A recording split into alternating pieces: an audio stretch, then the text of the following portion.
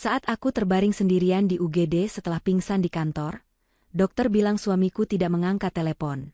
1 jam kemudian, sebuah notifikasi Instagram masuk. Adik iparku menandai sebuah foto di Instagram. Mereka sedang makan malam mewah. Kuliah foto suamiku dan mertuaku tertawa. Keterangannya, hari keluarga, akhirnya bebas drama. Mereka tidak tahu, drama yang sebenarnya baru saja akan kumulai. Sebelum ceritanya dimulai, silahkan tulis di kolom komentar dari daerah mana saja teman-teman yang menonton cerita ini. Jangan lupa like dan subscribe agar channel ini bisa semakin berkembang dan bisa mempersembahkan cerita yang lebih menarik lagi. Dunia Bella berputar di satu titik. Kursor yang berkedip di layar monitornya. Jam di dinding kantor menunjukkan pukul 11 malam. Ini adalah hari kelimanya lembur berturut-turut, memerah sisa-sisa tenaga terakhirnya untuk menyelesaikan proposal proyek raksasa yang bisa menentukan nasib perusahaannya. Ruangan divisi keuangan sudah senyap, hanya menyisakan dirinya dan Rina, rekan kerjanya di kubikel seberang. Dengung pendingin ruangan dan suara ketukan keyboard mereka menjadi satu-satunya musik pengantar tidur yang gagal. Kepala Bella terasa berat, seolah dibebat kain basah yang terus diperas. Hijab instan yang dikenakannya sejak pagi tadi terasa kaku dan gerah. Dia memijat pelipisnya, mencoba mengusir kabut hitam yang mulai berkumpul di tepi penglihatannya. Proyek ini harus selesai. Dia sudah berjanji pada Irwan, suaminya, bahwa bonus dari proyek ini akan mereka gunakan untuk merenovasi rumah orang tuanya. Bukan hanya untuk renovasi. Uang itu juga untuk mencicil mobil baru yang diinginkan Aruna, adik iparnya. Uang itu untuk biaya perawatan kesehatan Ibu Wahyu, ibu mertuanya, yang sebenarnya lebih sering digunakan untuk membeli tas-tas bermerek yang dipamerkan saat arisan. Bella menarik napas panjang, menelan rasa pahit yang tiba-tiba naik ke tenggorokannya. Selama 5 tahun menikah, gajinya telah menjadi bantalan empuk bagi gaya hidup keluarga suaminya. Irwan, suaminya, memiliki pekerjaan yang bagus, tapi gajinya seolah tak pernah cukup untuk menutupi keinginan-keinginan mewah keluarganya. Selalu Bella yang turun tangan, selalu Bella yang bekerja lebih keras, mengambil setiap pekerjaan lembur, mengorbankan waktu istirahatnya. Dia melakukannya atas nama cinta dan bakti. Setidaknya, itu yang selalu dia katakan pada dirinya sendiri. Dia kembali fokus pada layar. Angka-angka di kolom spreadsheet mulai menari-nari, tidak mau diam. Kamu pucat sekali, Bel, suara Rina memecah kesunyian. Bella hanya tersenyum tipis tanpa menoleh. Hanya sedikit pusing. Sebentar lagi selesai. Dia harus selesai. Tenggat waktunya adalah besok pagi pukul 8. Dia tidak boleh gagal. Dia mengambil cangkir kopi instan ketiganya malam itu, tapi tangannya gemetar hebat. Cangkir itu terlepas dari genggamannya, membentur meja dan menumpahkan cairan hitam pekat ke atas kertas-kertas draft. Astaga! Rina bergegas menghampiri dengan tisu. Tapi Bella tidak lagi peduli pada kertas yang basah. Rasa sakit di kepalanya meledak. Bukan lagi denyutan, tapi hantaman palu godam yang menghancurkan. Layar monitor di depannya terbelah menjadi 2, lalu 4, lalu ribuan titik cahaya yang menyilaukan. Dia mencoba berpegangan pada tepi meja, tapi tangannya tidak menurut. Lantai kantor yang dingin terasa bergelombang. Dia mendengar Rina memekik panik, memanggil namanya berulang kali. Bella, Bella, kamu kenapa? Bella ingin menjawab. Dia ingin bilang dia baik-baik saja, hanya butuh istirahat sebentar. Tapi tidak ada suara yang keluar. Kegelapan total menyergapnya, menariknya ke dalam jurang sunyi. Dia ambruk dari kursinya, tubuhnya menghantam lantai dengan bunyi gedebuk yang pelan namun mematikan. Hal berikutnya yang disadarinya adalah bau antiseptik yang tajam menusuk hidung. Matanya mengerjap, mencoba menyesuaikan diri dengan cahaya lampu neon yang menusuk di langit-langit. Semuanya putih dan steril. Ada suara mesin yang berbunyi teratur di sebelahnya. Dia berada di rumah sakit. Seorang perawat yang melihatnya sadar segera memanggil dokter. Tak lama, seorang pria parubaya berjas putih menghampirinya. Selamat malam, Ibu Bella. Anda sudah sadar, katanya dengan nada tenang. Anda pingsan di kantor. Kelelahan akut dan dehidrasi parah. Kami sudah memasang infus. Bella mengangguk lemah. Tenggorokannya kering. Keluarga saya? Kami sudah berusaha menghubungi kontak darurat Anda sejak Anda tiba 1 jam yang lalu. Potong dokter itu, raut wajahnya berubah sedikit prihatin. Dia melihat kecatatan kecil di tangannya. Suami Anda, Tuan Irwan, dan seorang lagi atas nama Ibu Wahyu. Hati Bella sedikit mencelos. Mereka tidak datang? Dokter itu menggeleng pelan. Kami sudah menelepon Tuan Irwan 7 kali. Nomornya aktif, tapi tidak diangkat. Kami juga menelepon Ibu Wahyu 8 kali. Sama saja. Hanya nada sambung, tidak ada jawaban. Penjelasan dokter itu seperti tamparan. Irwan dan Ibu Wahyu tidak pernah lepas dari ponsel mereka. Tidak mungkin mereka berdua melewatkan panggilan darurat sebanyak itu, kecuali mereka sengaja. Tapi Bella mengenyahkan pikiran buruk itu. Mungkin mereka sedang di jalan, mungkin ponsel mereka tertinggal di mobil. Saya sudah meminta perawat mencoba lagi setiap 10 menit. Lanjut dokter itu, jelas merasa tidak nyaman. Kami perlu persetujuan wali untuk beberapa observasi lanjutan, tapi karena Anda sudah sadar, Anda bisa menandatanganinya sendiri.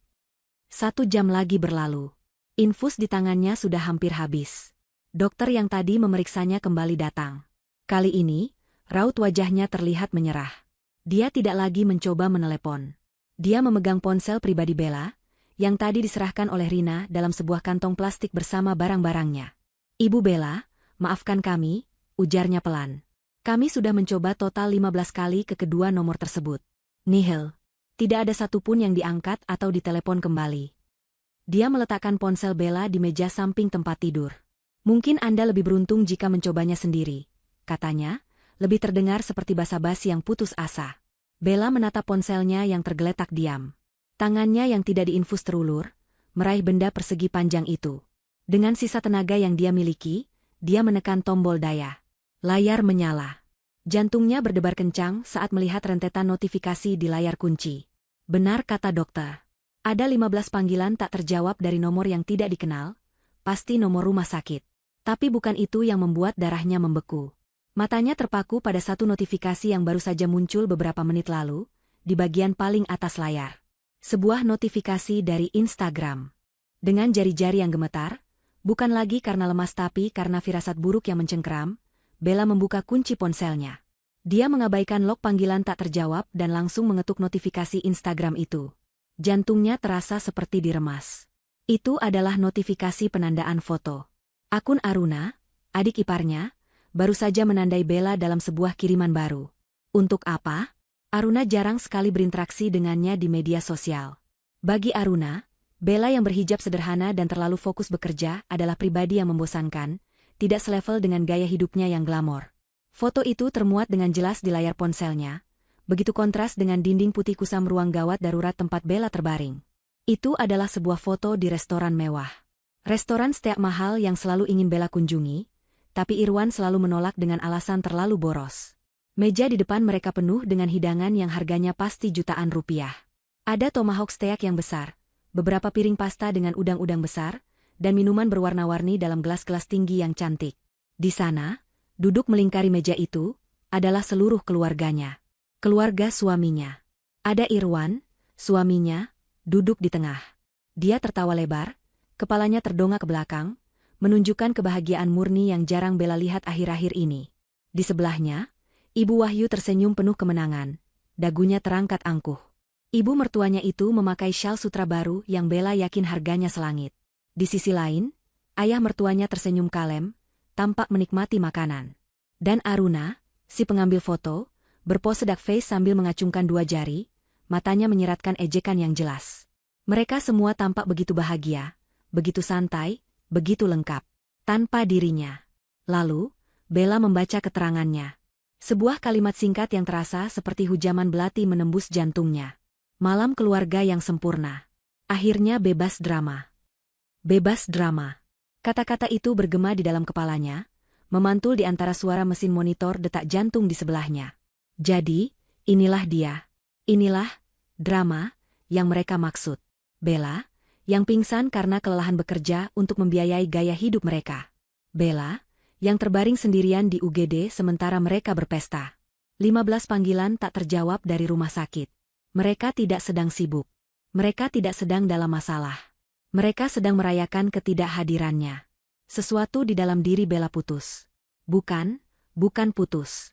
Sesuatu yang dingin dan keras baru saja terbentuk di tempat yang tadinya adalah hatinya yang lembut dan pemaaf.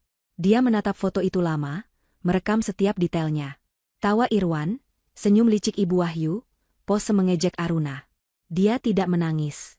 Air mata terasa seperti sebuah kemewahan yang tidak pantas dia keluarkan untuk mereka. Rasa sakit fisiknya karena kelelahan dan dehidrasi mendadak hilang, digantikan oleh amarah yang dingin dan fokus yang tajam.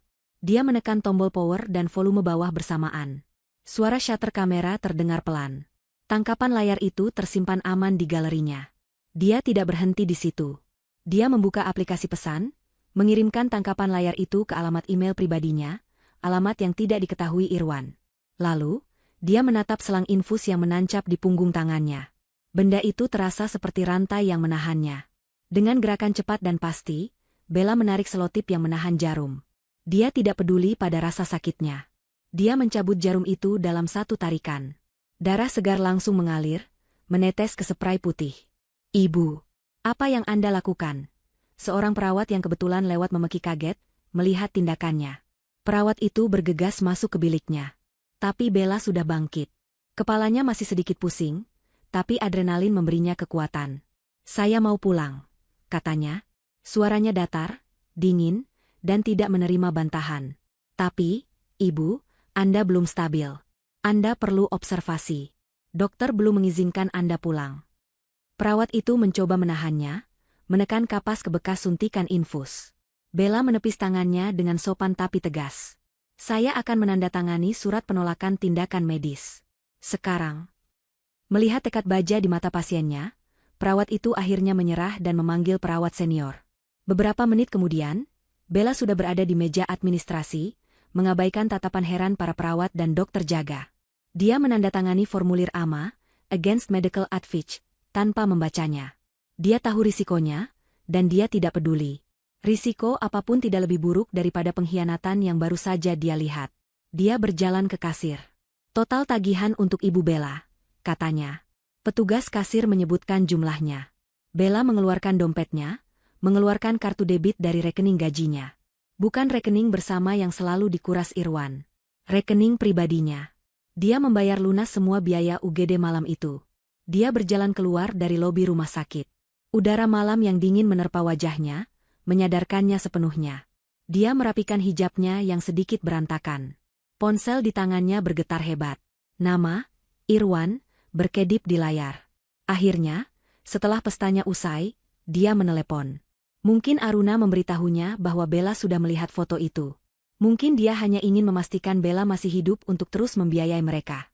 Bella mematikan panggilan itu dan menekan tombol power lama-lama, mematikan ponselnya. Dia tidak akan menjawab. Tidak sekarang, tidak nanti. Dia memasukkan ponsel itu ke dalam tasnya. Sebuah taksi berhenti di depannya. Sopir taksi menurunkan kaca. "Kemana, Bu?" Bella terdiam sejenak. Dia tidak bisa pulang ke rumah yang penuh kepalsuan itu. Dia tidak akan kembali ke sana. Lalu dia teringat. Sebuah aset yang dia beli diam-diam sebelum menikah, menggunakan uang warisan almarhum ayahnya. Sebuah unit apartemen kecil yang dia simpan sebagai jaring pengaman. Dia tidak pernah memberitahu Irwan atau siapapun tentang tempat itu. "Ke apartemen Mawar di Jalan Merdeka, Pak," katanya dengan suara mantap. Dia masuk ke dalam taksi, meninggalkan rumah sakit dan kehidupan lamanya. Malam itu, di apartemennya yang sunyi, Bella tidak tidur. Dia menyusun sebuah rencana besar. Apartemen Mawar adalah benteng pertahanan Bella. Sebuah unit satu kamar tidur yang sederhana namun elegan, dibelinya dengan sisa uang warisan ayahnya, jauh sebelum dia mengenal Irwan. Itu adalah rahasia kecilnya, polis asuransinya terhadap dunia. Selama 5 tahun pernikahannya, tempat ini hanya menjadi gudang bisu bagi buku-buku lamanya dan beberapa kenangan masa lajang. Malam itu, tempat ini menjadi istana kebebasannya, sekaligus markas perangnya. 2 hari pertama dihabiskannya hanya untuk pulih. Dia tidur. Tidur yang sesungguhnya, selama belasan jam tanpa henti, tanpa alarm, tanpa getar ponsel yang menuntutnya untuk mengurus ini dan itu. Dia memesan bubur hangat dan sup ayam, membiarkan tubuhnya menyerap nutrisi yang telah lama hilang. Rasa pusing di kepalanya perlahan sirna, digantikan oleh kejernihan pikiran yang menakutkan. Tidak ada air mata. Amarahnya terlalu dingin, terlalu dalam untuk bisa diuapkan lewat tangisan. Amarahnya membeku menjadi sebuah tekad yang kokoh. Pada hari ketiga, dia beraksi. Dia mandi air hangat lama-lama, mengenakan pakaian terbaiknya yang tersimpan di lemari apartemen itu, memakai hijab pashmina katun yang nyaman, dan keluar. Tujuan pertamanya adalah sebuah toko ponsel kecil. Dia membeli ponsel baru dan kartu SIM prabayar dengan nomor baru.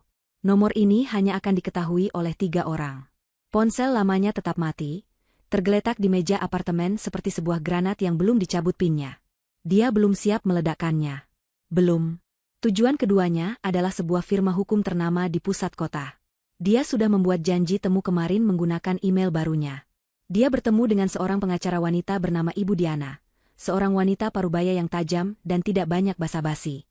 Bella tidak menceritakan drama emosionalnya. Dia tidak berbicara tentang pesta makan malam atau rasa sakit hatinya. Dia berbicara tentang fakta. Saya ingin membekukan semua rekening bersama. Katanya, suaranya mantap.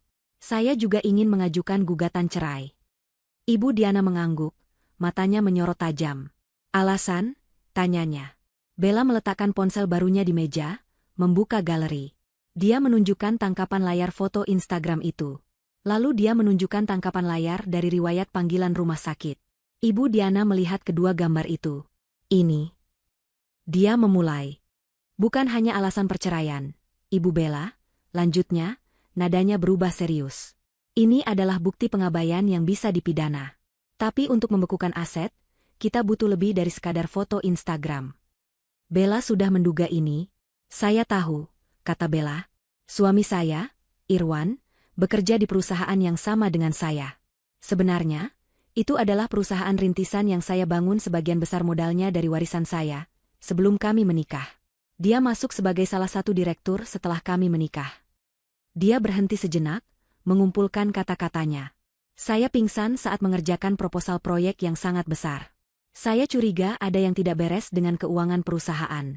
Saya curiga dia tidak hanya mengabaikan saya. Saya curiga dia melakukan sesuatu yang ilegal. Mata Ibu Diana berbinar. Ini adalah jenis kasus yang dia sukai. Anda butuh lebih dari saya, kata Ibu Diana. Dia menekan tombol intercom. Panggilkan Pak Rendra dari divisi forensik. Pak Rendra adalah seorang pria kurus berkacamata tebal, seorang akuntan forensik yang lebih mirip profesor pelupa daripada detektif keuangan. Tapi begitu Bella memberinya akses, dengan surat kuasa yang baru saja ditandatanganinya, ke rekening bank pribadinya, rekening bersama, dan sistem akuntansi perusahaan yang bisa dia akses dari jarak jauh sebagai direktur keuangan, pria itu berubah menjadi predator. Selama 4 hari berikutnya, Bella tinggal di apartemennya sementara Pak Rendra dan timnya bekerja dalam senyap. Dia menghubungi Rina, rekan kerjanya yang menolongnya, menggunakan nomor barunya. Dia mengucapkan terima kasih yang tak terhingga dan meminta Rina untuk mengambilkan beberapa barang pribadinya di kantor. Dia juga meminta Rina untuk memberitahu HRD bahwa dia mengambil cuti sakit selama seminggu penuh. Rina, yang jelas masih trauma dengan kejadian itu dan marah pada perlakuan keluarga Bella, yang dia ketahui dari media sosial Aruna yang tidak dikunci, dengan senang hati membantu.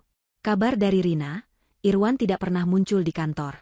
Dia hanya mengirim email singkat ke HRD bahwa ada urusan keluarga darurat dan mengambil cuti. Mungkin dia pikir Bella akan segera menghubunginya, atau mungkin dia sedang sibuk menyusun rencana liburan dari bonus proyek yang dia kira akan didapatkannya. Pada hari ke-6, Pak Rendra menelepon. Ibu Bella, laporannya sudah selesai. Ini lebih buruk dari yang Anda duga. Mereka bertemu di kantor Ibu Diana sore itu. Pak Rendra memaparkan temuannya di layar besar. Itu bukan lagi sekadar bocor halus. Itu adalah perampokan besar-besaran. Uang yang mengalir dari rekening bersama mereka, yang sebagian besar diisi oleh gaji dan bonus Bella, sangat terperinci. Lihat ini, kata Pak Rendra, menunjuk ke sebuah transaksi. Biaya perawatan Ibu Wahyu di rumah sakit premium. Dia kemudian membuka jendela lain yang berisi laporan dari kartu kredit Ibu Wahyu, yang ternyata dibayarkan oleh rekening bersama. Tagihan rumah sakit itu hanya 10%. 90%-nya adalah tagihan dari butik-butik mewah dan klinik kecantikan anti penuaan. Layar berganti. Cicilan mobil Aruna. Sepenuhnya dibayar dari rekening bersama, atas nama Tuan Irwan. Dia mengklaimnya sebagai biaya operasional perusahaan. Layar berganti lagi, menunjukkan aliran dana yang lebih besar. Dan ini puncaknya, kata Pak Rendra. Proyek yang sedang Ibu kerjakan. Tuan Irwan telah membuat draft kontrak tandingan dengan vendor fiktif yang terdaftar atas nama sepupunya. Rencananya adalah, setelah Ibu menyelesaikan proposal dan disetujui klien, dia akan menukar vendor yang sah dengan vendor fiktif ini, menggelembungkan biaya sebesar 40%, dan mengalihkan selisihnya ke rekening pribadi di luar negeri. Bella menatap layar itu tanpa ekspresi. Dia pingsan, nyaris mati, saat mengerjakan proyek yang akan digunakan suaminya untuk merampoknya habis-habisan. Dia bekerja lembur untuk membiayai pengkhianatannya sendiri. Dia tidak hanya mengabaikan panggilan rumah sakit karena sedang makan malam, kata Bella pelan, suaranya serak oleh kedinginan. Dia mengabaikannya karena dia mungkin berharap saya tidak selamat. Itu akan mempermudah jalannya. Ibu Diana mengangguk pelan. Sangat mungkin. Dengan Anda tiada, sebagai suami, dia akan mewarisi saham perusahaan Anda dan mengontrol penuh proyek itu. Keheningan memenuhi ruangan itu. Ibu Diana akhirnya memecahnya. Kami sudah punya cukup bukti. Lebih dari cukup. Dia meletakkan setumpuk tebal dokumen di depan Bella. Ini adalah surat perintah pembekuan aset. Rekening bersama. Rekening pribadi Irwan yang bisa kami lacak. Kartu kredit tambahan Ibu Wahyu dan Aruna yang terkait dengan rekening Anda. Semuanya. Dia melanjutkan, ini juga surat pengajuan gugatan cerai dengan tuntutan ganti rugi penuh, plus laporan pidana atas percobaan penggelapan dan penipuan di perusahaan. Ini adalah tombol nuklir, Ibu Bella. Pengacara itu menatapnya lekat-lekat. Begitu Anda menandatangani ini, tidak ada jalan kembali. Ini akan menghanguskan segalanya. Seluruh kehidupan mereka yang dibangun di atas uang Anda. Bella mengambil pena yang tersedia. Dia teringat wajah suaminya yang tertawa di foto itu. Dia teringat keterangan foto, bebas drama. Dia teringat 15 panggilan tak terjawab. Dia teringat rasa sakit di kepalanya sebelum kegelapan mengambil alih. Tangannya tidak goyah sedikit pun. Dia membubuhkan tanda tangannya di setiap halaman yang diperlukan. Dia mendorong dokumen itu kembali ke seberang meja. Hanguskan, katanya. Hari ke-7 adalah hari eksekusi. Saat Ibu Diana dan timnya bergerak cepat mendaftarkan tuntutan ke pengadilan dan mengirimkan perintah pembekuan ke bank-bank, Bella melakukan gerakannya sendiri. Dia tahu dari Aruna, yang media sosialnya selalu jadi etalase kebodohan, bahwa keluarga itu akan pergi berlibur akhir pekan ke sebuah villa di puncak. Sebuah perayaan, mungkin, atas kebebasan mereka dari drama. Sebuah liburan yang, ironisnya, pasti mereka bayar menggunakan sisa-sisa terakhir dari kartu kredit yang sebentar lagi akan menjadi plastik tak berguna. Bella memanfaatkan jendela waktu emas itu dengan sempurna. Dia menyewa sebuah perusahaan pindahan profesional terbesar di kota. Pukul 9 pagi, 3 truk besar berhenti di depan rumah yang selama 5 tahun ini dia sebut rumah. Rumah yang cicilannya dia bayar, yang perabotnya dia beli, namun tak pernah terasa seperti miliknya. Dia masuk menggunakan kunci yang masih dia miliki. Rumah itu kosong dan sunyi. Dia berjalan melewati ruang tamu, melihat sepatu-sepatu mahal Aruna yang berserakan, majalah golf Irwan di meja, dan sisa piring kotor di dapur yang tak ada yang membersihkan. Dia tidak merasakan apa-apa. Tidak ada nostalgia, tidak ada kesedihan. Hanya rasa jijik yang samar. Mulai, perintahnya kepada kepala tim pindahan. Daftarnya ada di tangan Anda. Saya hanya mengambil barang-barang saya. Tidak kurang, tidak lebih. Tim itu bergerak dengan efisiensi militer. Mereka mengangkut lemari pakaian Bella yang berisi baju-baju kerjanya dan hijab-hijab koleksinya. Mereka mengambil meja kerjanya. Mereka mengambil koleksi buku-bukunya. Mereka mengambil lukisan-lukisan yang dia beli. Mereka bahkan mengambil satu set alat masak mahal yang dia beli namun tak pernah diizinkan Ibu Wahyu untuk dipakai. Mereka mengosongkan brankas kecilnya yang berisi perhiasan warisan ibunya dan dokumen-dokumen penting. Sementara itu, Irwan dan keluarganya mungkin sedang bersantai di tepi kolam renang, tertawa dan berfoto, tidak menyadari bahwa fondasi keuangan mereka sedang runtuh di bawah kaki mereka. Dalam waktu 4 jam, truk-truk itu penuh. Rumah itu kini terasa kosong melompong. Yang tersisa hanyalah barang-barang milik Irwan, Ibu Wahyu, dan Aruna. Barang-barang yang dibeli dengan uang Bella, tapi secara hukum bukan miliknya. Bella tidak peduli. Dia meninggalkannya di sana, seperti bangkai kapal perampok yang karam. Dia mengunci pintu untuk terakhir kalinya, memasukkan kuncinya ke dalam pot tanaman di teras. Tujuan truk-truk itu bukanlah apartemen mawar yang kecil. Oh, tidak. Bella sudah mempersiapkan ini. Sejak sebulan lalu, curiga dengan gelagat Irwan, dia telah menggunakan uang pribadinya yang tersembunyi, uang yang selalu dia katakan pada Irwan tidak ada, untuk membeli sebuah rumah baru. Sebuah townhouse indah di kompleks elit yang terjaga keamanannya di sisi lain kota. Sebuah rumah dengan 3 kamar tidur, taman di atap, dan dapur modern yang menghadap ke pemandangan kota. Dia telah membeli rumah ini atas namanya sendiri, nama gadisnya. Sore itu dihabiskannya untuk menata. Para pekerja pindahan meletakkan barang-barangnya di tempat yang telah dia tentukan. Untuk pertama kalinya, dia bisa menata buku-bukunya tanpa takut dikritik karena membuat rumah sempit. Dia bisa menggantung koleksi hijab sutranya di lemari yang luas. Dia menyeduh teh hijau di dapur barunya yang berkilauan, duduk di sofa bludru lembut berwarna zamrud yang baru saja diantarkan. Udara terasa ringan. Dia bisa bernapas. Keheningan di rumah barunya terasa begitu mewah, begitu damai. Tidak ada teriakan Aruna yang meminta dibuatkan makanan.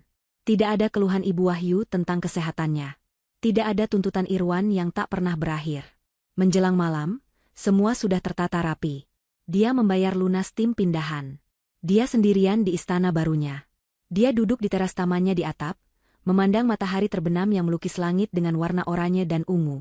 Dia telah melalui neraka selama seminggu terakhir. Dia ambruk, dikhianati, dan sendirian. Kini, dia bangkit. Dia tidak hanya bangkit, dia telah membangun kembali dunianya dari nol, di atas pondasi yang kokoh yang tak bisa disentuh oleh para parasit itu. Setelah matahari benar-benar tenggelam, dia masuk ke dalam. Dia mengambil ponsel lamanya, yang telah dia isi dayanya sejak pagi tadi. Ponsel itu tergeletak di meja konter dapur barunya, bergetar pelan dalam mode senyap. Sudah waktunya. Dia menarik napas dalam-dalam, bukan karena gugup, tapi karena antisipasi. Dia menekan tombol daya dan menyalakan ponsel itu. Pemandangan itu membuatnya tertawa. Tawa kering, lalu berubah menjadi tawa terbahak-bahak yang jujur. Ponsel itu seolah mengalami kejang. Notifikasi membanjiri layar dalam rentetan yang tak terputus. Panggilan tak terjawab. Pesan teks. Pesan WhatsApp. Notifikasi Instagram. Layar itu terus menyala dan bergetar selama hampir 2 menit penuh. Ketika akhirnya berhenti, Bella melihat angkanya. 76 panggilan tak terjawab. Mayoritas dari Irwan. Sisanya dari Ibu Wahyu dan Aruna. Dia membuka aplikasi pesannya. Rentetan pesan itu menceritakan sebuah kisah yang indah. Sayang, kamu di mana? Kok enggak pulang? Dari Irwan, Sabtu pagi. Bella, kamu marah? Angkat teleponnya. Irwan, Sabtu siang. Bella, kartu ibu ditolak di salon. Kamu lupa bayar tagihannya? Ibu Wahyu, Sabtu sore. Kak Bella, kenapa mobilku nggak bisa buat bayar bensin? Malu-maluin. Aruna, Sabtu malam. Irwan, kenapa semua kartu kita diblokir? Ini pasti ulah istri kamu. Ibu Wahyu, Minggu pagi. Bella jawab teleponnya. Apa maumu sebenarnya? Irwan, Minggu siang. Bella, kami nggak bisa bayar tagihan villa. Kami ditahan di lobi. Kamu di mana? Irwan, Minggu sore. Pesan-pesan itu terus datang. Tingkat kepanikannya meningkat setiap jam. Dan kemudian, ada pesan terakhir. Satu pesan yang baru saja masuk 1 menit yang lalu, dikirim saat dia sedang menertawakan penderitaan mereka. Pesan dari Irwan. Isinya singkat, penuh kepanikan, dan begitu ironis. Bella, kami di rumah. Listrik mati. Semua diblokir. Ibu nggak bisa beli obat. Kami butuh kamu. Jawab sekarang juga. Bella menatap pesan itu. Kami butuh kamu. Kata-kata yang tidak pernah dia dengar saat dia sehat dan bekerja. Mereka hanya membutuhkannya saat mesin uang mereka berhenti bekerja. Tawanya mereda, digantikan oleh senyum dingin yang puas. Bella duduk di sofa bludru zamrud di rumah barunya. Aroma teh hijau melati yang baru diseduh menguar dari cangkir di tangannya. Keheningan di rumah ini begitu total, begitu damai, hanya dipecahkan oleh suara pendingin ruangan yang berdesir lembut. Di atas meja kopi di depannya, ponsel lamanya tergeletak. Benda itu sudah berhenti bergetar hebat. Setelah rentetan 76 panggilan tak terjawab dan puluhan pesan yang membanjir, kini ponsel itu hanya diam. Mungkin baterai ponsel mereka sudah mati. Mungkin mereka sudah kehabisan pulsa. Atau mungkin mereka sedang terdiam, kaget, karena kepanikan mereka tidak mendapat respons instan seperti biasanya. Dia meraih ponsel itu. Layarnya menyala dengan sentuhan jarinya. Dia tidak perlu membuka semua pesan. Dia hanya perlu membaca yang terakhir. Pesan dari Irwan, dikirim beberapa menit yang lalu. Bella, kami di rumah. Listrik mati. Semua diblokir. Ibu nggak bisa beli obat. Kami butuh kamu. Jawab sekarang juga. Bella membaca kalimat itu berulang-ulang. Kami butuh kamu. Dia teringat malam seminggu yang lalu. Dia terbaring sendirian di ruang gawat darurat, dengan jarum infus menancap di tangannya. Dia butuh mereka saat itu. Dia butuh suaminya untuk menggenggam tangannya. Dia butuh kepastian bahwa dia tidak sendirian.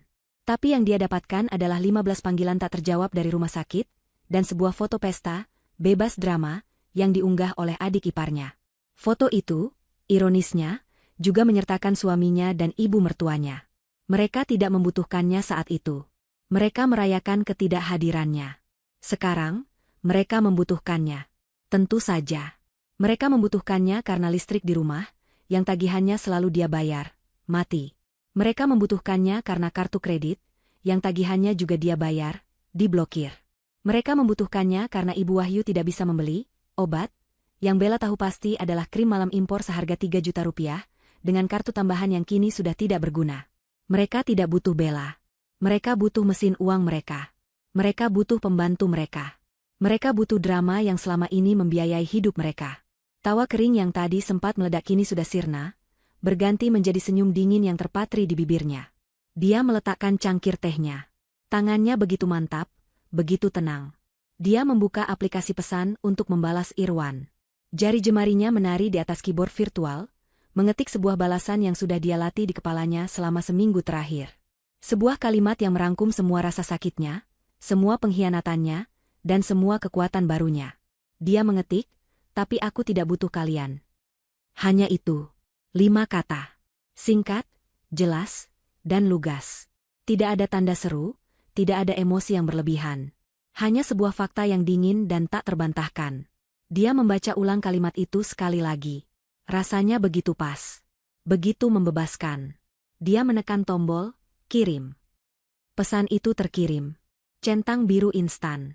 Dia tahu Irwan sedang memegang ponselnya, menatap layar dengan putus asa, menunggu balasan apa saja. Dia bisa membayangkan wajah suaminya saat membaca 5 kata itu. Wajah yang tadinya panik, mungkin berubah menjadi bingung, lalu marah. Tapi Bella tidak peduli lagi. Dia tidak akan menunggu balasan kemarahan Irwan. Dia tidak akan memberi mereka kesempatan lagi untuk memanipulasinya, untuk memohon, untuk menyalahkannya. Dia sudah selesai. Dia kembali ke layar utama pesannya. Dia menekan lama di percakapan dengan Irwan. Opsi, blokir, muncul. Dia menekannya tanpa ragu. Blokir kontak ini? Ya, dia melakukannya. Nama Irwan menghilang dari daftar obrolannya. Lalu dia beralih ke kontak teleponnya. Dia mencari nama, Ibu Wahyu. Dia menekan, blokir. Aruna. Blokir. Ayah mertua, yang mungkin tidak tahu apa-apa tapi selalu diam saja menikmati kemewahan, dia blokir juga. Dia memblokir nomor mereka, dia memblokir WhatsApp mereka. Dia membuka Instagram dan memblokir akun Aruna, dan semua akun temannya yang mungkin akan digunakan untuk mengintainya. Dia memutus setiap jembatan digital yang menghubungkan mereka dengannya. Selesai. Ponsel lamanya kini benar-benar senyap. Tidak akan ada lagi getaran panik. Tidak akan ada lagi pesan yang menuntut. Tidak akan ada lagi drama. Dia telah mengambil kembali kendali atas hidupnya, dimulai dengan kendali atas siapa yang bisa menghubunginya. Dia mematikan ponsel lama itu. Dia tidak membutuhkannya lagi. Dia akan mengambil kartunya besok dan mematahkannya menjadi 2. Dia mengambil ponsel barunya, yang hanya berisi nomor ibu Diana pengacaranya, Pak Rendra akuntan forensiknya, Rina sahabatnya, dan beberapa klien penting. Ponsel itu bersih, profesional, dan tenang. Bella kembali bersandar di sofanya. Dia mengambil cangkir tehnya lagi, yang masih terasa hangat. Untuk pertama kalinya dalam 5 tahun, dia merasa damai. Dia merasa aman. Dia berada di rumahnya sendiri, rumah yang dia beli dengan uangnya sendiri, di mana tidak ada parasit yang bisa menguras tenaganya. Dia menyeruput tehnya perlahan, menikmati setiap rasa manis dan pahitnya. Di seberang kota, dia tahu badai baru saja dimulai bagi keluarga Irwan. Tapi di sini, di istananya, cuacanya cerah dan tenang. Di rumah lama Bella, suasana persis seperti neraka mini. Listrik sudah padam sejak sore tadi, membuat pendingin ruangan mati total. Udara panas dan lengket khas Jakarta di malam hari membuat mereka bertiga, Irwan, Ibu Wahyu, dan Aruna, berkeringat deras dan semakin mudah tersulut emosi. Mereka duduk di ruang tamu yang gelap, hanya diterangi oleh sisa-sisa baterai ponsel mereka. "Ini semua salahmu, Wan," bentak Ibu Wahyu untuk kesekian kalinya. Ibu bilang juga apa? Jangan terlalu manjakan istri. Lihat sekarang, dia besar kepala. Dia pikir dia siapa berani mematikan listrik kita. Bella nggak mungkin matiin listrik. Bu, dia pasti cuma lupa bayar. Bantah Irwan, meskipun suaranya tidak yakin. Dia sedang mondar-mandir di ruang tamu, ponsel menempel di telinga, mencoba menelepon Bella berulang kali. Tapi yang terdengar hanya nada sibuk. Dia tidak tahu itu artinya dia sudah diblokir. Dia pikir Bella sengaja menolak panggilannya. Lupa bayar? Kartu kredit ibu ditolak. Kartu Aruna juga. Kartu kamu juga. Apa itu lupa bayar namanya? Itu sabotase. Pekik Ibu Wahyu lagi.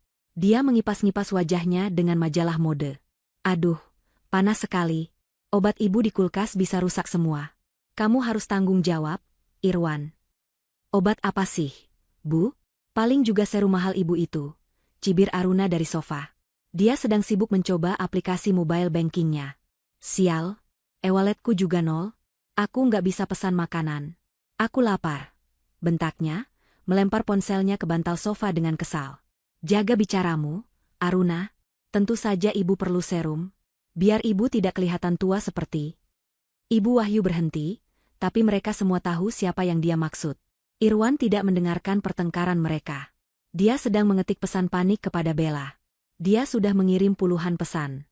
Jawab, Bel. Kamu di mana? Sayang, angkat. Ini nggak lucu. Ibu sakit. Dan akhirnya, pesan yang dia harap akan meluluhkan hati Bella. Kami butuh kamu. Jawab sekarang juga. Dia menatap layar, menunggu. Detik-detik berlalu seperti jam. Tiba-tiba, gelembung pesannya berubah. Ada balasan. Dia balas. Teriak Irwan, membuat Ibu Wahyu dan Aruna serentak menoleh padanya, mata mereka berbinar di kegelapan. Irwan merasakan sedikit kelegaan. Akhirnya, Bella pasti hanya marah sesaat. Dia pasti akan luluh begitu tahu mereka menderita. Irwan membuka pesan itu. Matanya menyipit, mencoba membaca tulisan kecil di layar ponselnya yang redup. Apa katanya? Wan? Dia sudah transfer uangnya? Desak Ibu Wahyu, sudah bangkit dari duduknya. Irwan membaca kalimat itu dengan suara pelan, nyaris berbisik. Tapi, aku tidak butuh kalian. Keheningan melanda ruang tamu itu. Keheningan yang lebih berat daripada kegelapan di sekitar mereka. Apa? Aruna yang pertama bereaksi. Maksudnya apa? Cuma itu? Dia pasti bercanda. Kurang ajar. Ibu Wahyu menjerit, suaranya melengking. Berani dia bicara seperti itu sama suaminya. Istri macam apa dia? Sudah ibu bilang dari dulu, perempuan berhijab itu munafik. Di depan sok alim, di belakang. Diam, Bu. Potong Irwan, suaranya bergetar karena campuran antara amarah dan ketakutan yang baru. Dia mencoba menelepon Bella lagi. Tapi kali ini, tidak ada nada sibuk. Panggilannya tidak terhubung. Seolah-olah nomor Bella tidak ada lagi. Dia mencoba WhatsApp. Centang 1. Dia memblokir aku, gumam Irwan, tak percaya. Apa? Aruna dan Ibu Wahyu berbarengan meraih ponsel mereka. Mereka mencoba menelepon Bella dari nomor mereka. Hasilnya sama. Aku juga diblokir. Pekik Aruna. Aku juga. Seru Ibu Wahyu, wajahnya pucat pasi di bawah cahaya ponsel. Kenyataan itu menghantam mereka seperti satu ton batu bata. Ini bukan lagi drama suami istri. Ini bukan lagi sekadar marah-marah kecil. Ini adalah deklarasi perang. Mesin uang mereka, bantalan kenyamanan mereka, pembantu mereka, telah secara resmi memutus akses mereka.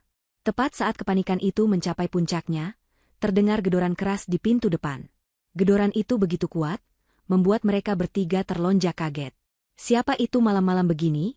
Bisik Ibu Wahyu, ketakutan. Jangan-jangan perampok. Perampok mana yang menggedor pintu? Kata Aruna jengkel, meskipun dia juga terlihat takut. Irwan, sebagai satu-satunya pria, terpaksa memberanikan diri. Dia mengambil tongkat golf di sudut ruangan dan berjalan mengendap-endap ke pintu. Siapa di luar? Teriaknya. Kami dari perusahaan leasing. Kami di sini untuk mengambil mobil atas nama Aruna. Sebuah suara berat menjawab dari luar. Mata Aruna terbelalak ngeri. Mobilku? Tidak. Irwan, jangan biarkan mereka ambil mobilku. Dia berlari ke pintu, lupa rasa takutnya. Irwan membuka pintu sedikit. Di luar, di bawah lampu jalan yang temaram, berdiri dua pria berbadan besar membawa papan klip. Di belakang mereka, sebuah truk derek sudah terparkir. Maaf, Pak. Ada tunggakan pembayaran yang dibekukan oleh pemegang rekening utama, Ibu Bella. Sesuai prosedur, unit kami tarik, kata salah satu pria itu, sama sekali tidak terintimidasi oleh tongkat golf Irwan. Tidak. Kalian tidak bisa. Itu mobilku. Aku bayar, jerit Aruna, mencoba menerobos keluar. Anda tidak bayar, Nona. Ibu Bella yang bayar. Dan sekarang beliau berhenti membayar. Tolong minggir, kata pria itu dengan tegas. Protes dan jeritan Aruna tidak ada gunanya. Dalam 15 menit, mobil sport putih kesayangannya, yang selalu dia pamerkan di Instagram, sudah dinaikkan ke atas truk derek dan dibawa pergi. Aruna terduduk lemas di teras, menangis histeris. Ibu Wahyu tampak seperti akan pingsan. Dan seolah itu belum cukup. Saat Irwan hendak menutup pintu, sebuah mobil sedan lain berhenti. Seorang pria berpenampilan rapi dengan kemeja batik keluar. Dia tidak tampak seperti penagih utang. Dia lebih mirip petugas bank. Pria itu menghampiri Irwan dengan sopan. Selamat malam. Maaf mengganggu. Dengan Bapak Irwan? Irwan hanya mengangguk linglung. Pria itu menyerahkan sebuah amplop coklat tebal. Ini adalah surat pemberitahuan resmi. Rumah yang Bapak tempati ini, yang masih atas nama Ibu Bella, telah dihentikan pembayarannya oleh beliau. Bank akan segera memproses penyitaan. Dunia Irwan runtuh. Apa? Tapi ini rumah saya. Menurut catatan kami, Pak, rumah ini adalah aset pribadi Ibu Bella sebelum menikah. Bapak dan keluarga hanya menumpang. Dan karena pembayaran KPR sudah dihentikan, bank terpaksa mengambil alih. Anda dan keluarga punya waktu 30 hari untuk mengosongkan rumah ini. Pria itu mengangguk sopan, lalu berbalik pergi. Irwan berdiri mematung di ambang pintu, memegang amplop coklat itu. Di belakangnya, Aruna masih menangis. Di dalam, Ibu Wahyu mulai mengeluh sesak napas. Listrik mati. Mobil disita. Dan sekarang, rumah mereka akan diambil. Mereka tidak hanya kehilangan uang. Mereka kehilangan segalanya. 3 minggu telah berlalu sejak malam Bella menandatangani dokumen-dokumen yang menghanguskan itu. 3 minggu sejak rumah barunya menjadi benteng kedamaiannya, dan rumah lamanya menjadi neraka bagi para penghuninya. Dalam 3 minggu itu, Bella tidak hanya diam dan menikmati pembalasannya dari jauh. Dia bergerak. Dengan bukti kuat dari Pak Rendra, dia segera mengadakan pertemuan darurat dengan Dewan Direksi dan pemilik saham lainnya di perusahaan yang dia bangun dengan susah payah sebelum Irwan datang dan merusaknya. Dia mempresentasikan temuannya dengan tenang dan metodis. Dia menunjukkan skema pengalihan dana proyek besar itu. Dia menunjukkan bagaimana Irwan, suaminya sendiri, telah menyabotase klien dan membuat proposal tandingan palsu untuk merampok perusahaan mereka. Reaksi Dewan Direksi bisa ditebak, amarah dan keterkejutan. Mereka marah pada Irwan, tapi mereka lebih terkesan dengan Bella. Dia adalah korban, namun dia datang dengan semua bukti, semua solusi, dan laporan keuangan yang sudah dia audit sendiri secara diam-diam selama berbulan-bulan. Dia tidak hanya mengungkap borok, dia membawa obatnya. Dalam satu sore, Irwan secara resmi dipecat dengan tidak hormat atas dasar penipuan berat. Dan Bella, yang telah membuktikan ketajaman, ketangguhan, dan loyalitasnya, ditawari posisi baru. Bukan lagi hanya direktur keuangan. Dia ditunjuk sebagai pejabat sementara CEO, mengambil alih kendali penuh perusahaan untuk menstabilkan kapal yang hampir ditenggelamkan oleh suaminya sendiri. Pagi itu, Bella sedang memimpin rapat penting di ruang rapat utama. Ruangan itu terletak di lantai tertinggi, dengan jendela-jendela kaca besar yang memamerkan cakrawala kota.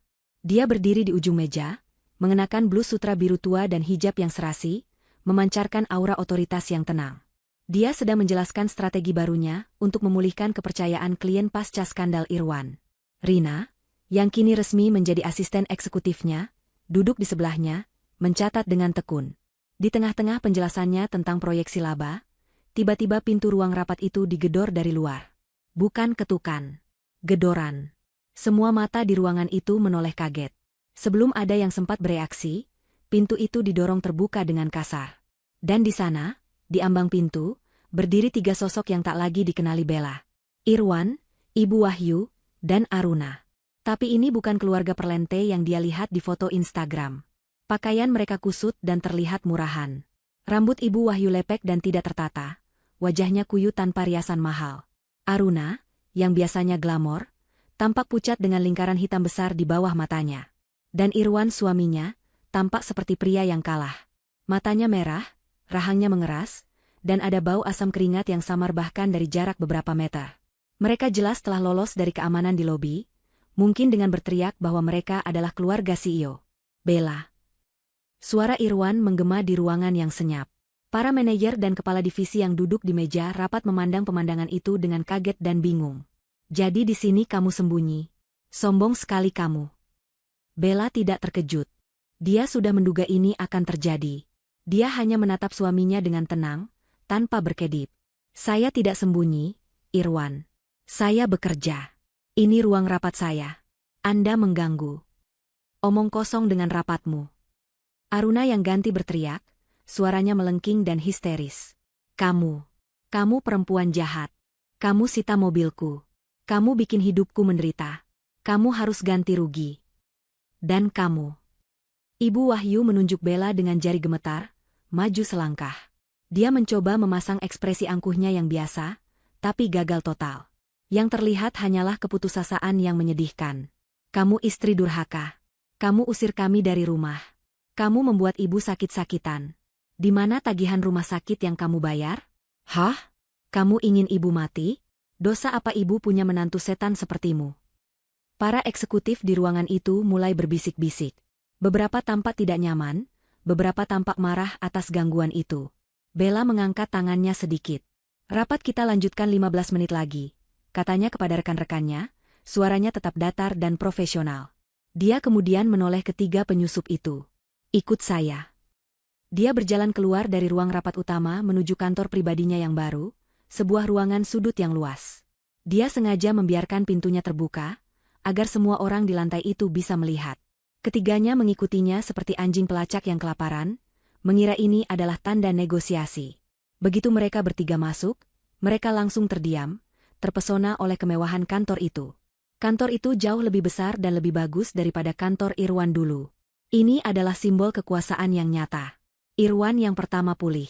Wah, hebat sekali, desisnya sinis. Baru 3 minggu dan kamu sudah mengambil alih semuanya. Ini rencanamu dari awal, kan? Pura-pura pingsan, pura-pura jadi korban, lalu kamu rampok aku. Bella duduk di belakang meja mahoninya yang besar. Dia menautkan jari-jarinya. Saya tidak merampok Anda, Irwan. Saya hanya mengambil kembali apa yang menjadi milik saya. Dan apa yang coba Anda curi dari perusahaan ini. Aku tidak mencuri, bantah Irwan, terlalu cepat. Oh ya? Bella menekan sebuah tombol di interkom di mejanya. Rina, tolong bawa masuk tim audit. Dan panggilkan juga Pak Rendra. Katakan pada mereka untuk membawa semua dokumen yang kita siapkan. Oh, dan tolong hubungi keamanan. Bukan untuk mengusir mereka. Hanya untuk berjaga. Ibu Wahyu dan Aruna saling pandang, tidak mengerti. Tapi Irwan, saat mendengar nama, tim audit, dan Rendra, wajahnya berubah pucat pasi. Dia tahu nama itu. Rendra adalah akuntan forensik yang paling ditakuti di perusahaan. Audit, ulang Irwan, suaranya tercekat. Dia teringat usahanya yang gegabah untuk mengalihkan dana proyek.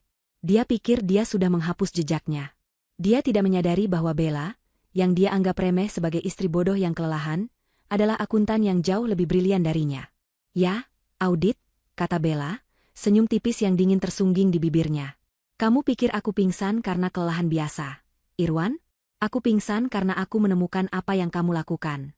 Aku pingsan karena aku bekerja siang malam untuk memperbaiki lubang hitam keuangan yang kamu ciptakan, yang kamu gunakan untuk membiayai tas ibu dan mobil Aruna. Pintu terbuka. Rina masuk, diikuti oleh Pak Rendra yang membawa setumpuk tebal dokumen, dan 2 petugas keamanan berbadan tegap yang berdiri diam di ambang pintu. Semua sudah siap, Bu Bella, kata Rina. Suasana di kantor CEO yang luas itu berubah dari tegang menjadi sedingin ruang mayat. Ibu Wahyu dan Aruna, yang tadinya paling vokal, kini terdiam. Mereka mungkin tidak mengerti istilah audit atau forensik, tapi mereka bisa merasakan bahwa ini bukan lagi sekadar pertengkaran rumah tangga. Ini adalah sesuatu yang jauh lebih serius. Kehadiran 2 petugas keamanan yang berdiri tegap di pintu membuat mereka merasa terpojok. Irwan, sebaliknya, tampak jelas mengerti. Dia tidak lagi menatap Bella. Matanya terpaku pada tumpukan dokumen tebal yang dibawa oleh Pak Rendra, seolah itu adalah seekor ular berbisa yang siap mematuknya. Keringat dingin mulai membasahi pelipisnya. Bella tidak membuang waktu. Dia tidak lagi berdebat. Dia beralih ke mode presentasi, sama seperti yang dia lakukan di depan Dewan Direksi. Pak Rendra, katanya, suaranya yang tenang memenuhi ruangan, bisakah Anda jelaskan secara singkat temuan utama Anda kepada tamu-tamu saya? Pak Rendra, Pria kurus berkacamata itu melangkah maju. Dia meletakkan dokumen-dokumen itu di meja kopi di depan sofa, tempat Ibu Wahyu dan Aruna kini terduduk lemas. Dia membuka halaman pertama. Tentu, Bu Bella. Dia berdeham, lalu menatap Irwan dengan tatapan seorang guru yang memergoki muridnya mencontek. Ringkasnya, Tuan Irwan, selama 6 bulan terakhir, Anda telah secara sistematis menyalahgunakan wewenang Anda sebagai direktur. Irwan membuka mulutnya, itu bohong. Kamu tidak punya. Saya punya, potong Pak Rendra dengan ketajaman yang tak terduga. Dia mengeluarkan lembar pertama. Ini adalah faktur-faktur palsu. Anda membuat perusahaan vendor fiktif atas nama sepupu Anda di luar kota. Anda menagih perusahaan ini untuk jasa konsultasi yang tidak pernah ada. Dan ini, dia mengeluarkan lembar kedua, adalah laporan rekening koran yang menunjukkan dana tersebut, setelah dicuci melalui 3 rekening berbeda, masuk ke rekening pribadi Anda. Mata Aruna membelalak. Sepupu? Maksudnya Kak Doni? Irwan menatap adiknya dengan geram. Diam kamu, Aruna. Pak Rendra mengabaikan mereka. Bukan hanya itu, lanjutnya, dana dari perusahaan juga dialirkan untuk membiayai gaya hidup pribadi. Ini, dia menunjuk ke serangkaian angka, adalah tagihan kartu kredit atas nama Ibu Wahyu. Pembayaran penuh, setiap bulan, dari rekening operasional perusahaan, yang dikodekan sebagai biaya representasi klien. Dia menoleh ke Ibu Wahyu, yang wajahnya kini sepucat kertas. Saya sudah memeriksa tagihannya, Bu. Tidak ada satupun klien yang diajak makan. Yang ada hanya pembelian tas bermerek, perawatan di klinik kecantikan premium, dan perhiasan. Ibu Wahyu terkesiap. Itu uang anakku. Wajar dong seorang ibu dapat dari anaknya. Bukan dari anak Anda, Bu, koreksi Bella dengan dingin dari belakang mejanya. Itu dari perusahaan. Itu uang para pemegang saham. Itu uang yang seharusnya untuk membayar gaji karyawan. Itu adalah pencurian. Pak Rendra beralih ke Aruna. Dan Anda, Nona Aruna. Cicilan mobil sport Anda. Dibayar lunas setiap bulan, juga dari rekening operasional. Tuan Irwan mengklasifikasikannya sebagai inventaris kendaraan operasional. Sebuah mobil sport 2 pintu. Sangat operasional. Aruna menunduk, bibirnya bergetar. Dia tidak lagi histeris. Dia ketakutan. Dan yang terakhir, suara Pak Rendra menjadi berat, adalah puncak dari semuanya. Proyek besar yang sedang dikerjakan oleh Bu Bella. Dia memandang Irwan. Anda tidak hanya mencoba mencuri dana dari proyek itu. Anda secara aktif menyabotasenya. Anda membocorkan proposal rahasia kita ke pesaing, agar harga penawaran kita terlihat buruk. Lalu, Anda menyiapkan kontrak tandingan dengan vendor fiktif Anda, menggelembungkan biaya sebesar 40%. Anda berencana menukar kontrak yang sah dengan kontrak palsu Anda tepat setelah Bu Bella, yang bekerja lembur sampai pingsan, mendapatkan persetujuan klien. Bella menambahkan dari mejanya, suaranya menusuk. Dia pingsan di kantor. 15 panggilan darurat dari rumah sakit. Dan Anda mengabaikannya. Anda sedang makan malam mewah merayakan keberhasilan rencana Anda. Bukan? Anda mungkin berharap saya tidak selamat. Itu akan mempermudah jalan Anda mengambil alih saham saya. Tidak, teriak Irwan. Tapi suaranya terdengar hampa. Dia tahu dia sudah tertangkap. Keheningan yang pekat menyelimuti ruangan. Ibu Wahyu terisak pelan. Aruna hanya menatap kosong ke lantai. Irwan menatap Bella, matanya menyala-nyala dengan kebencian murni. Dia tidak menyesal atas perbuatannya. Dia hanya menyesal karena tertangkap. Anda semua salah, kata Bella, akhirnya berdiri dari kursinya. Dia berjalan perlahan mengitari meja, hijabnya yang rapi kontras dengan kekacauan emosional di depannya. Kalian pikir aku ini apa? Mesin uang? Pembantu? Alas kaki? Kalian pikir aku bodoh? Kalian pikir aku tidak tahu kemana perginya setiap rupiah yang aku hasilkan? Dia berhenti tepat di depan Irwan. Aku tahu. Aku selalu tahu. Aku diam karena aku masih berharap kamu berubah. Aku diam karena bakti.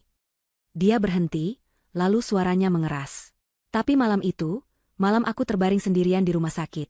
Malam kalian berpesta dengan foto, bebas drama, itu baktiku selesai.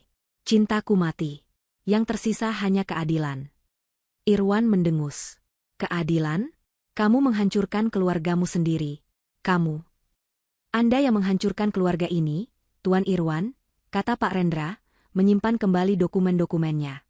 Dan sekarang, kata Bella, ini bukan lagi urusan pribadi. Dia mengangguk ke arah pintu. Dua petugas keamanan tadi kini melangkah maju. Tapi mereka tidak sendirian. Di belakang mereka, masuk dua orang berseragam polisi. Mata Ibu Wahyu membelalak ngeri. Polisi? Bella, apa yang kamu lakukan? Dia suamimu. Ayah dari anak-anakmu nanti. Dia tidak akan menjadi ayah dari anak-anakku, kata Bella, datar. Dan dia bukan lagi suamiku. Dia adalah seorang kriminal. Polisi itu menghampiri Irwan, yang kini bersandar lemas ke dinding. Tuan Irwan, Anda ditahan atas laporan resmi dari Dewan Direksi perusahaan ini atas dugaan penggelapan dana, penipuan, dan pemalsuan dokumen. Polisi membacakan hak-haknya. Irwan tidak melawan. Dia terlalu syok. Saat mereka memborgol tangannya, dia menatap Bella untuk terakhir kalinya. Bukan tatapan benci. Bukan tatapan marah. Tapi tatapan kosong seseorang yang dunianya telah lenyap dalam sekejap. Ibu Wahyu menjerit histeris dan mencoba memeluk anaknya, tapi ditahan oleh petugas keamanan. Aruna pingsan di sofa. Saat Irwan digiring keluar melewati lobi kantor yang ramai, semua karyawan berhenti bekerja. Mereka menyaksikan mantan direktur mereka dibawa pergi dengan tangan terborgol. Itu adalah pemandangan yang akan mereka ingat selamanya. Bella tidak menonton. Dia sudah kembali ke mejanya. Dia mengambil cangkir tehnya yang sudah dingin. Dia menekan tombol interkom. Rina, tolong panggil tim medis untuk Nona Aruna di kantor saya. Dan tolong pesankan taksi untuk Ibu Wahyu. Pastikan mereka pergi. Pintu kantornya ditutup. Keheningan kembali. Bella menatap keluar jendela ke arah kota yang sibuk. Dia tidak merasa menang. Dia tidak merasa sedih. Dia hanya merasa selesai. Penangkapan Irwan di lobi kantor yang ramai menjadi berita utama di perusahaan.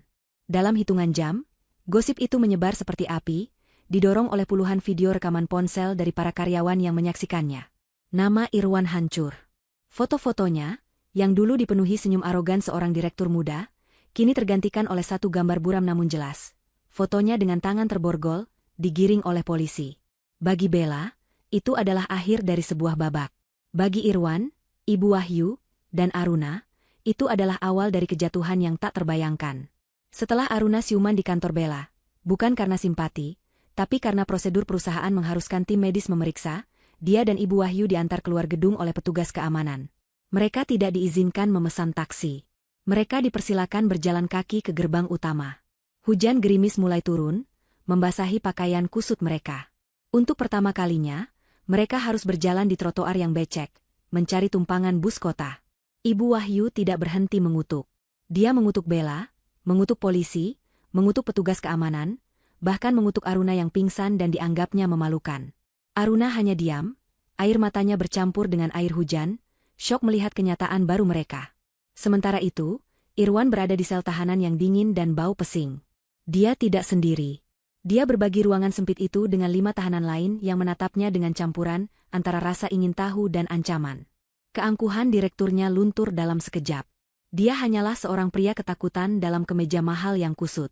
Pengacara yang dia hubungi, rekan main golfnya, menolak panggilannya begitu mendengar kasusnya adalah penggelapan besar-besaran terhadap perusahaan yang kini dipimpin Bella. Tidak ada yang mau menyentuh kasus beracun ini. Asetnya dibekukan. Dia tidak punya uang sepeser pun. Dia terpaksa menerima pengacara publik yang ditunjuk negara, seorang pria muda yang kelelahan dan syarat beban kerja. Di luar, Ibu Wahyu dan Aruna menghadapi tenggat waktu pengosongan rumah. 30 hari terasa seperti 30 detik. Mereka mencoba menjual barang-barang yang tersisa. Tapi siapa yang mau membeli perabotan besar dan berat dalam waktu singkat? Mereka terpaksa menjualnya ke penadah barang bekas dengan harga sepersekian dari harga belinya. Tas-tas bermerek Ibu Wahyu, yang dulu menjadi kebanggaannya, terpaksa dijual di toko barang mewah bekas. Ini palsu, kata pemilik toko itu pada Ibu Wahyu. Bukan, ini asli. Suami saya yang beli di Eropa, bantah Aruna. Pemilik toko tersenyum miring. Suami Anda, Tuan Irwan, membelinya dari vendor palsu yang sama dengan yang dia gunakan di perusahaannya. Ini mirror quality, Nona. Saya hargai 300.000 per tas. Mereka mendapatkan cukup uang hanya untuk satu hal. Menyewa sebuah kamar kos kecil di gang sempit di belakang pasar. Kamar berukuran 3 kali 3 meter, dengan kamar mandi jongkok di luar yang dipakai bersama 10 penghuni lain. Dindingnya lembab dan catnya mengelupas. Tidak ada pendingin ruangan, hanya kipas angin kecil yang berisik. Ibu Wahyu, yang terbiasa tidur di kasur king size dengan spray sutra, menangis meraung-raung pada malam pertama mereka. Dia mengeluh sesak napas, gatal-gatal, dan sakit kepala. Tapi kali ini, keluhannya nyata. Stres, kelembapan, dan sanitasi yang buruk memicu alergi dan tekanan darah tingginya. Tidak ada lagi dokter pribadi. Tidak ada lagi klinik kecantikan premium. Obatnya kini adalah obat generik dari apotek murah di sudut gang. Aruna, di sisi lain, dipaksa oleh rasa lapar. Uang hasil penjualan barang mewah mereka menipis dengan cepat. Dia, yang tidak pernah memegang sapu seumur hidupnya, harus mencari pekerjaan. Tapi apa yang bisa dia tawarkan? Ijazah SMA-nya pas-pasan. Keahliannya hanyalah berfoto cantik dan menghabiskan uang. Setelah puluhan kali ditolak, dia akhirnya mendapatkan pekerjaan. Bukan di butik atau kafe cantik. Dia menjadi petugas kebersihan di sebuah pusat perbelanjaan. Pekerjaan yang dimulai pukul 10 malam hingga pukul 6 pagi. Dia harus membersihkan toilet-toilet yang kotor, mengepel lantai lobi yang luas, dan mengosongkan tempat sampah yang berbau busuk. Setiap malam, dia menangis dalam diam di ruang ganti karyawan, tangannya perih karena bahan kimia pembersih. Proses persidangan Irwan berjalan cepat. Bukti yang dikumpulkan Pak Rendra dan tim Bella begitu telak, rapi, dan tak terbantahkan.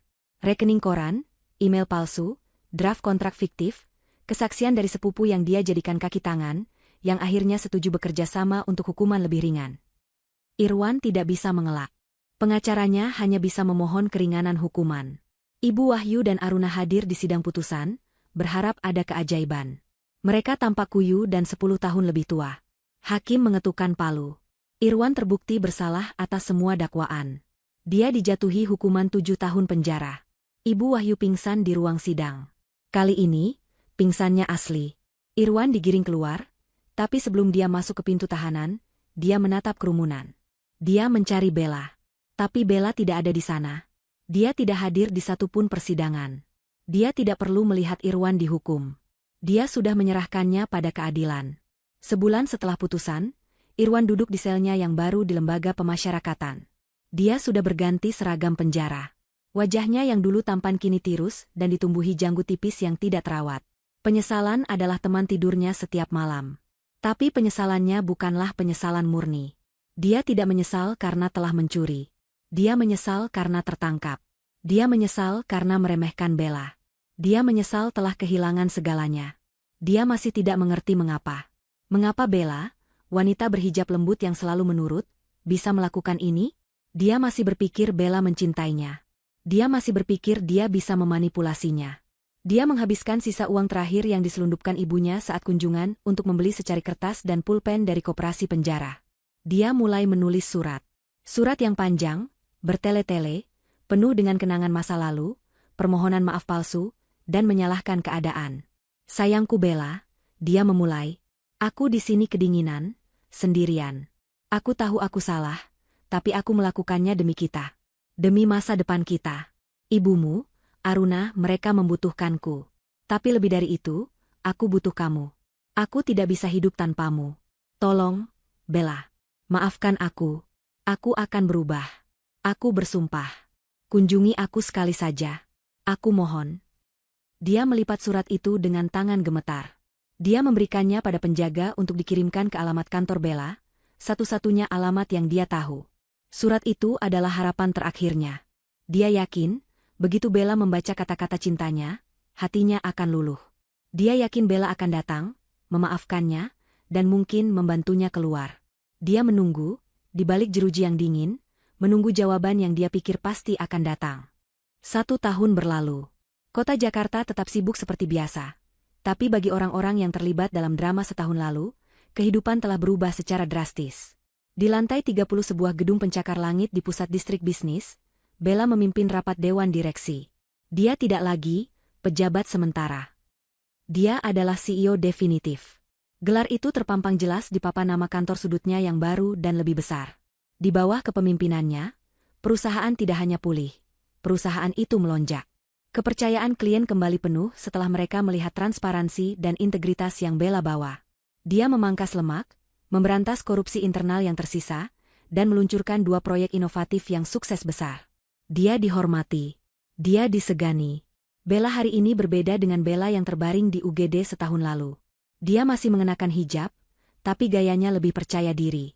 Hari ini dia memakai hijab sutra berwarna emerald yang serasi dengan matanya yang kini bersinar jernih, tak lagi redup oleh kelelahan dan kesedihan. Dia berdiri tegak, suaranya tenang namun penuh otoritas. Para direktur, pria-pria yang jauh lebih tua darinya, mendengarkan setiap katanya dengan saksama. Dia baru saja memaparkan rencana ekspansi regional. Rapat ditutup dengan tepuk tangan meriah. Saat para direktur keluar, Rina, yang kini menjadi kepala stafnya, masuk sambil tersenyum. Brilian, Bu. Mereka semua setuju tanpa bantahan. Bella tersenyum tipis. Itu karena datanya yang berbicara, Rin. Bukan saya. Ya, tapi ibu yang mengumpulkan dan menyajikannya, balas Rina. Dia meletakkan sebuah tablet di meja. Jadwal ibu besok kosong setelah jam 3. Mau saya atur janji spa? Atau ibu mau pulang lebih awal? Pulang lebih awal saja, kata Bella. Dia kini menghargai waktu istirahatnya. Rumah barunya adalah istananya, tempat perlindungan damainya. Dia telah mengisinya dengan tanaman hias yang rimbun, buku-buku, dan aromaterapi yang menenangkan. Dia belajar memasak masakan-masakan baru. Dia bahkan mengadopsi seekor kucing lucu yang selalu menunggunya di depan pintu.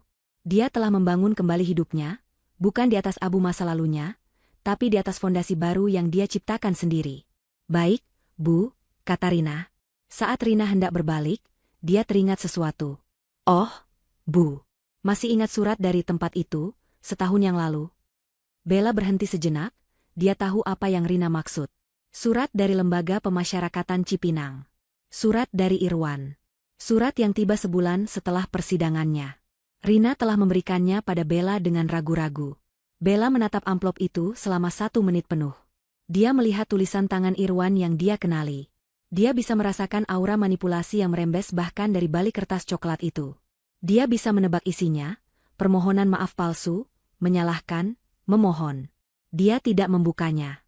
Dia tidak perlu membacanya. Penutupannya tidak ada di dalam surat itu. Penutupannya adalah saat dia menandatangani surat cerai. Penutupannya adalah saat dia membayar lunas tagihan rumah sakitnya sendiri. Penutupannya adalah saat dia membeli rumah barunya. Dia mengambil spidol merah dari mejanya. Dia menulis besar-besar di amplop itu, kembalikan ke pengirim. Penerima tidak dikenal. Dia menyerahkannya kembali ke Rina. Tolong kirim balik. Kini, setahun kemudian, Rina tersenyum mengingatnya. Saya hanya ingin bilang, Bu, surat itu kembali lagi ke kita 6 bulan lalu. Ditolak oleh penjara. Sepertinya dia sudah tidak di sana lagi. Oh, kata Bella, rasa ingin tahunya terusik sedikit. Saya cek, kata Rina, matanya berbinar. Dia dipindahkan ke penjara lain di luar pulau. Kasusnya berat, dan dia sepertinya membuat banyak masalah di dalam. Tidak ada lagi koneksi, tidak ada lagi uang untuk menyuap penjaga agar nyaman. Ibunya dan adiknya tidak pernah menjenguk. Mereka tidak punya uang untuk tiket. Bella mengangguk pelan. Keadilan, ternyata, punya caranya sendiri untuk terus berjalan. Sore itu, Bella berkendara pulang. Mobil mewahnya, sebuah sedan listrik senyap yang dia beli tunai dengan bonus CEO-nya, melaju dengan tenang. Saat dia berhenti di sebuah lampu merah di kawasan pinggiran kota yang padat, matanya tanpa sengaja menangkap sebuah pemandangan. Di seberang jalan, di depan sebuah ruko yang menjual sembako grosir, seorang wanita sedang berjongkok, berteriak-teriak pada seorang kuli panggul. Wanita itu kurus. Kulitnya menghitam terbakar matahari, rambutnya yang kusam diikat berantakan. Dia mengenakan kaos oblong pudar dan celana kargo yang kotor. Bella hampir tidak mengenalinya. Itu Aruna. Dia tidak lagi bekerja di mal. Mungkin dipecat karena sikapnya. Kini dia terlihat seperti mandor kuli, meneriakkan perintah sambil mencatat sesuatu di papan klip. Wajahnya yang dulu cantik kini terukir garis-garis kelelahan dan amarah permanen. Dia bukan lagi gadis glamor Instagram. Dia adalah wanita pekerja kasar yang berjuang untuk makan. Lampu hijau menyala. Bella melajukan mobilnya, meninggalkan bayangan Aruna di kaca spion. Beberapa kilometer kemudian, dia melewati sebuah puskesmas, pusat kesehatan masyarakat, yang penuh sesak. Antrean meluap sampai ke teras. Di antara kerumunan orang yang menunggu, dia melihat sosok yang juga familiar. Seorang wanita tua, duduk di bangku semen yang keras, mengipas-ngipas dirinya dengan selebaran obat. Dia tampak mengeluh tanpa henti kepada pasien lain di sebelahnya, yang menggeser duduknya dengan jengkel. Itu Ibu Wahyu. Dia terlihat jauh lebih tua. Tidak ada lagi syal sutra. Tidak ada lagi tas bermerek. Hanya daster kusam dan wajah yang membengkak karena entah penyakit apa. Dia berada di sana, di puskesmas yang panas dan ramai, mengantre berjam-jam untuk obat generik gratis. Karma telah memberinya apa yang selalu dia pura-pura miliki, kesehatan yang buruk. Tapi kali ini, tanpa kemewahan untuk mengobatinya. Bella tidak merasakan apa-apa. Tidak ada rasa kasihan. Tidak ada rasa benci. Tidak ada rasa kemenangan. Dia hanya merasakan ketiadaan. Mereka adalah orang asing. Mereka adalah bagian dari masa lalu yang terasa seperti terjadi pada orang lain. Malam itu, Bella tiba di rumahnya yang tenang.